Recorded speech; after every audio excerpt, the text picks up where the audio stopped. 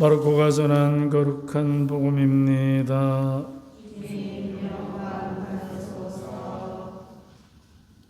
그때 예수님께서 제자들과 함께 호숫가로 물러가셨다. 그러자 갈릴레아에서 큰 무리가 따라갔다. 또 유다와 예루살렘, 이두메아와 요르단 건너편, 그리고 티로와 시돈 근처에서도 그분께서 하시는 일을 전해 듣고 큰 무리가 그분께 몰려왔다. 예수님께서는 군중이 당신을 밀쳐대는 일이 일어나지 않게 하시려고 당신께서 타실 그릇배 한 척을 마련하라고 제자들에게 이르셨다.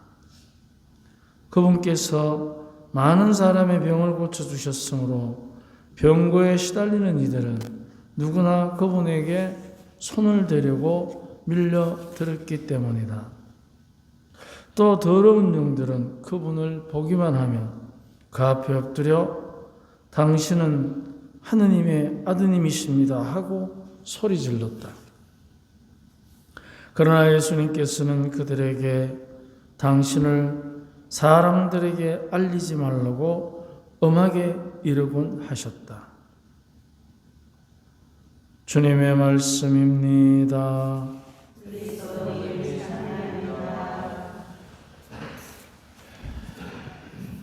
당신은 하느님의 아드님이십니다 하고 악한 영들이, 더러운 영들이 말을 한다는 얘기가 나옵니다. 사람들은 몰려들고 더러운 영들은 하느님의 아드님이라고 소리를 지르고, 여기에서 이제 우리가 가지고 있는 이중적 구조를 잘 알 수 있습니다. 뭐냐면 더러운 영들이 어디에 있느냐? 사람들 바깥에 그냥 혼자서 부중에 떠돌아다니느냐? 우리는 복음에 보면 더러운 영들이 사람들과 함께 있습니다. 하느님의 나라가 우리 가운데 있듯이 악한 영도 더러운 영들도 우리 가운데 있습니다. 그러면 이제 우리 가운데 더러운 영이 있고 하느님의 나라가 있고 병들어 아파하는 우리들의 몸이 있고 또 그 몸을 가진 사람들이 그분의 몸에 손만 대으면 나으리라고 생각하는 그들의 생각하는 영역이 있고, 여기 보면 이제 삼중 구조로 되어 있는 겁니다. 아픈 몸, 그리고 아픈 몸을 가지고 그분의 몸에 손만 대으면 나으리라고 생각하는 생각, 그리고 악한 영과 하느님의 나라. 요거를 테살로니가서 5장 13절에 보면 여러분의 영과 혼과 몸이라고 표현합니다. 삼중 구조로. 그것을 우리는 이제 영혼과 육신이라는 표현을 쓰기도 하는데, 그래서 오늘 복음에만 봐도 벌써 삼중 구조로 우리들이 이루어져 있다는 거예요. 그래서 우리가 이렇게 눈으로 보기에는 당신하고 나 사이고 우리 너하고 나 사이지만 이 구조 안에 뭐가 벌써 숨어 있느냐? 우리 각자의 몸, 그리고 그 몸 안에 담겨 있는 나의 생각이라는 나의 혼, 나의 마음, 그리고 악한 더러운 영과 하느님의 나라라는 영의 세계, 이렇게 해서 이게 삼중 구조로 되어 있습니다. 그게 항상 복음에 보면 나타납니다. 그렇다면 우리도 이제 삼중 구조로 되어 있는 이 우리들의 눈에 보이지 않는 두 개의 영역과 눈에 보이는 한 개의 영역, 우리 몸 육신이라는 거, 그러면 눈에 보이지 않는 두 개의 영역에서는 어떤 일이 벌어지느냐? 자기 결정, 자기 판단을 하는 자기의 생각의 세계가 있습니다. 저 사람의 몸에 손만 대면 나을 것이라는 생각. 그래서 우리는 그 생각에 따라 움직입니다. 근데 그 생각에 따라 움직이는데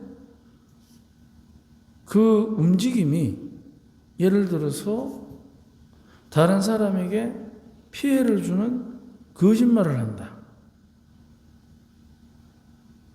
분명히 우리는 그런 선택을 할 때가 있습니다. 그리고 또 그러한 선택들 때문에 지금 온 나라가 난리가 났습니다. 그리고 또 하나가 있습니다. 다른 사람에게 피해를 주더라도 내 이문을 챙기겠다는 악을 선택하는 더러운 영의 유혹을 받는 세계가 있고, 또 하나는 그러면 안 된다. 양심적으로 살아야 한다. 라고 인도하는 하느님의 나라의 세계가 있는 거예요. 그래서 이 세 가지에 따라서 뭐냐? 우리의 육신은 눈에 보입니다. 그렇기 때문에 눈으로 보는 거, 혀로 맛보는 거, 손으로 만지는 거, 이 감각을 통해서 자극을 받습니다. 그리고 우리의 생각은 저 사람 몸에 손만 대면 낫겠지. 내가 거짓말을 했으라도 내 이문을 챙겨야지. 라고 생각하는 그 생각의 세계에서는 판단을 합니다. 보는 거, 듣는 거, 맛본 거 다 모아서 생각을 합니다. 그리고 그 생각은 판단의 기능을 하기 때문에 판단은 반드시 뭔가를 선택하게 되어 있습니다. 무엇을? 양심에 따라서 선한 거냐, 양심을 어겨서라도 내가 누리게 될 이윤과 쾌락 때문에 악을 택하느냐. 이제 한 단계 넘어가게 되면 선과 악을 식별하는 영적인 상태, 선택하는 생각의 세계, 그리고 보고 들음으로써 자극을 받는 감각의 세계, 다 다릅니다. 근데 이 한 가지 특징적인 게 뭐냐? 우리가 예를 들어서 좋은 것만 보면 감정이 그렇게 안 나빠집니다. 근데 내가 부정적인 감정을 느끼도록 나쁜 것을 보고 듣거나 만지게 하면 부정적 감정이 올 자극을 받습니다. 그러면 감정이 부정적으로 계속해서 부정적에 부정을 더하게 되면 이게 나중에 시간이 지나면 우리들의 감수성이라는 게 있어요. 그거는 뭐냐면 이제 감정을 유발하는 것. 감성. 우리는 감성을 다 갖고 있습니다. 그런데 그 감성이 이제 거칠어지기 시작합니다. 감성이 거칠어지면 생각이 깊지를 못합니다. 왜냐하면 감성이 부정적 감정에 의해서 감성이 자극을 받아서 거칠어지게 되면 심사숙고하고 역지사지하고 한 번 더 생각하는 게 약해집니다. 그러면 당연히 깊은 생각에서 나오는 선택이 아니고 얕은 생각, 순간적인 생각에서 나오는 선택을 하게 됩니다. 그러면 다른 사람에게 부정적 영향을 미치고 나도 부정적 영향을 받게 됩니다. 그래서 사람과 사람 사이에서 뭐 자연과도 마찬가지예요. 또 일반 동물과도 마찬가지고, 긍정적 교감을 하게 되면 공감이라 합니다. 그거를. 근데 부정적 교감을 하게 되면 사람이 위축됩니다. 공감대가 형성되지 않으면 계속해서 떨어지는 사회성 때문에 위축됩니다. 위축되면 그때부터 이제 생각이 깊지 않기 때문에 어떻게 되느냐? 다른 사람하고 입장 바꿔서 생각할 줄도 모르고 심사숙고하지도 않고 두 번 생각하지도 않고 이렇게 되니까 어떻게 되느냐? 거칠어진 감성에 의해서 이제 생각이 부정확한 정보를 가지고 부정확한 생각을 하게 됩니다. 그러면은 내 안에는 근본적으로 떨칠 수 없는 이기심이라는 욕망이 있기 때문에 그것에 의해서 이제 선과 악을 구별할 때도 자기의 욕망에 의해서 선과 악을 식별하는데 굉장히 무뎌진 양심을 갖게 됩니다. 그러면 이제 어떻게 되느냐?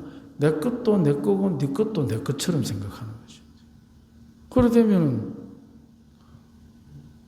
내 것을 희생해서 너를 줄 수도 있고 너의 것은 역시 너의 것이고 라는 이 선한 양심이 휘청거리게 됩니다. 무뎌지는 거죠. 그렇게 되면 이제 어떻게 되느냐? 계속해서 자기중심적인 생각만 하게 됩니다. 이게 자기중심적인 생각만 자꾸 하면요, 그것도 실력이 됩니다. 자기중심적인 생각이 자기 실력이 된 사람들은 다른 사람을 볼 때 선하게 못 봅니다. 다른 사람을 선하게 본다는 것은 내 것을 희생해서 너를 위로해 줄 수 있는 것. 이게 선함의 기준입니다. 여러 말 할 거 없고 내 것을 희생해서 너를 행복하게 해줄 수 있다면 이게 선함의 기준입니다. 오늘 복음에도 보면 예수님께서는 더러운 영들을 꾸짖으십니다. 하느님의 아들이십니다 할 때 내 것을 희생해서 너의 행복을 위해서 이 생각을 가지고 계시는 주님의 뜻이 하느님의 아드님이십니다 하고 더러운 영이 떠들게 되면 그것은 이제 사람들이 하느님의 아들이기 때문에 드디어 우리의 왕이 왔구나. 이 생각을 이 사람들이 하게 되는 거예요. 드디어 우리가 이제 온갖 서러움과 협박과 강압에서 풀려나는구나. 그래서 이분을 왕으로 모시려는 생각을 하는 거죠. 그래서 예수님께서 십자가에서 돌아가신 명패에 보면 십자가상 집에 가면 다 있지, 그죠? 저기도 있습니다만. 적어놓은 그 이름이 유다인의 왕 나자렛 예수예요. 유다인의 왕 나자렛 예수. 왕으로 모시려. 근데 그분께서는 하느님의 아들이시니까 이 세상의 왕으로서의 면모는 아무것도 아닌 거죠.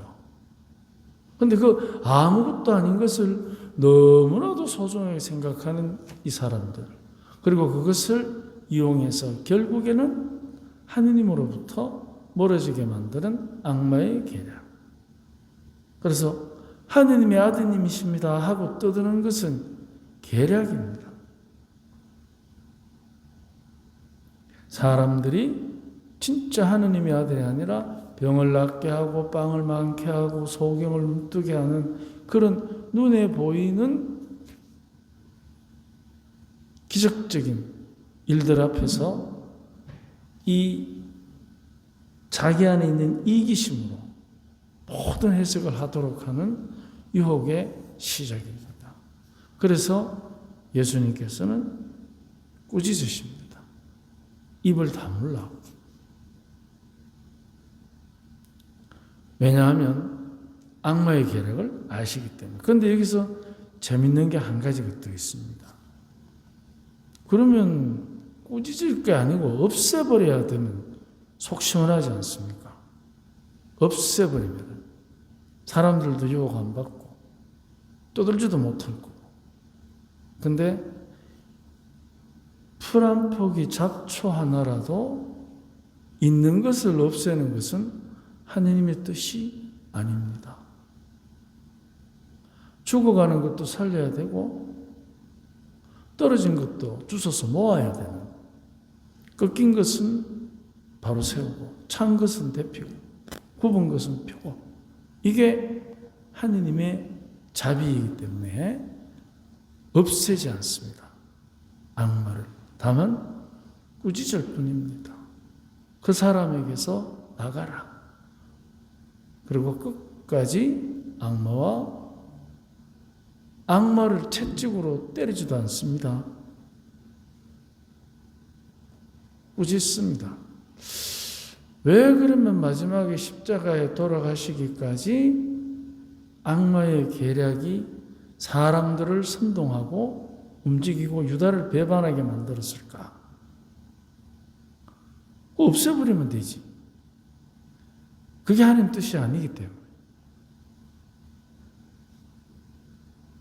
만약에 예수님께서 악마가 회개를 하기를 바라셨다 하면 이해가 가시겠습니까? 악마를 꾸짖는 이유, 사람들에게서 내쫓는 이유가 거기에 있지 않겠습니까? 물론 악마가 회개한다는 것은 영원히 있을 수 없는 일이겠지만, 우리가 거룩한 상상을 해본다면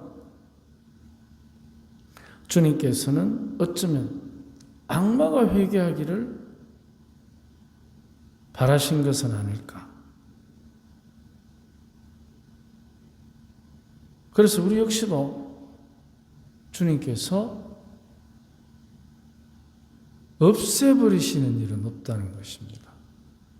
누구든지 간에. 만약 우리 주위에 없어져야 할 사람이 있다면 첫 번째는 누구겠습니까? 내 자신이죠. 내만 없어지면 됩니다. 그럼 세상 조용합니다. 그래서 하느님께서 그리스도를 통해서 우리에게 주시고자 하는 것은 다름이 아니라 악마를 회개시킬 정도의 사랑의 정성. 우리가 만약에 그 예수님의 사랑의 정성을 안다면 참 우리는 행복한 그분의 제자들이고, 그분을 모시는 우리는 너무나 거대한 웅장한 사람들입니다. 정말 우리가 그분의 몸을 모시는 사람들로서 한 번쯤 우리가 묵상해 볼 필요가 있는 주제 중에 하나가 바로 악마를 회개시킬 수 있는 사람. 물론 불가능한 얘기 중에 하나입니다. 하지만 그 정도의 정성이라야 십자가에 자기 몸을 뺏길 수 있을 것입니다. 우리도 역시 그 사랑의 깊이를 우리가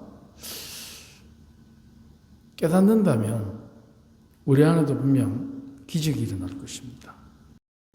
오늘도 우리가 주님의 제자로서 그분의 몸을 모시는 사람으로서 그 기적을 청하면서 인사를 봉헌합시다. 아멘.